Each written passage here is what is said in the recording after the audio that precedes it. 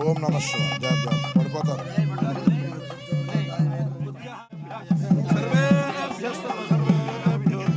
నమస్తే.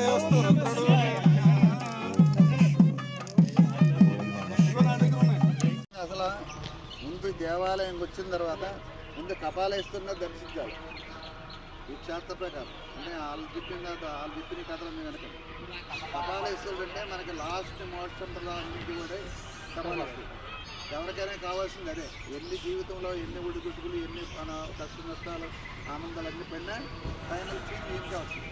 అందుకే ఈయన్ని కానీ మనం ఆశ్రయించినట్టయితే మనకి ఏ విధమైన ఇబ్బందులు లేకుండా జీవితం సాధించగలిగినారు, మోక్షం సాధిస్తారని ఇక్కడ ఆదిత్యం చేసినట్లయితే చాలా విశేషపడుతుంది. ఆదిత్య రక్షత్వానికి చెప్పినట్లయితే మీరు ఏం చేస్తున్నా జపం చేసుకున్నా రామం చేసుకుని ఇది ఏం చెప్తుంది కాదు. నేమకన్నంలో భీమేశ్వర పురాణంలో దీంట్లో వర్గ ధరించబడింది. ఇది ఇంతకుముందు అసలు సాధారణంగా ఇది నీటిలో ఉండేది. అంటే ఎంత ఎత్తుండి వాటర్ మనం ఇలా తగలట్టి ఎలా అయింది అది మళ్ళీ ఉంది. ఇది అందుచేత కపాలేశ్వరుడు వల్ల మనకి అందుచేత కపాలేశ్వరుడు దర్శించిన తర్వాత ఉత్తరకు ఉన్న దాకా లోపల వెళ్ళాలి. అది ఈ క్షేత్రం యొక్క అసలు దర్శనకాలం. ఇక తూర్పు దక్షిణాలు రెండు కూడా సప్తగోదావరి.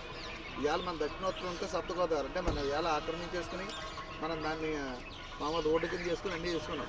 ఈ నది ఎక్కడ వరకు అంటే అక్కడ విజయ టాకీస్ వరకు కూడా ఇదంతా నదే. బజారు అంతా ఏది లేదు, ఎవరో ఉన్నారు.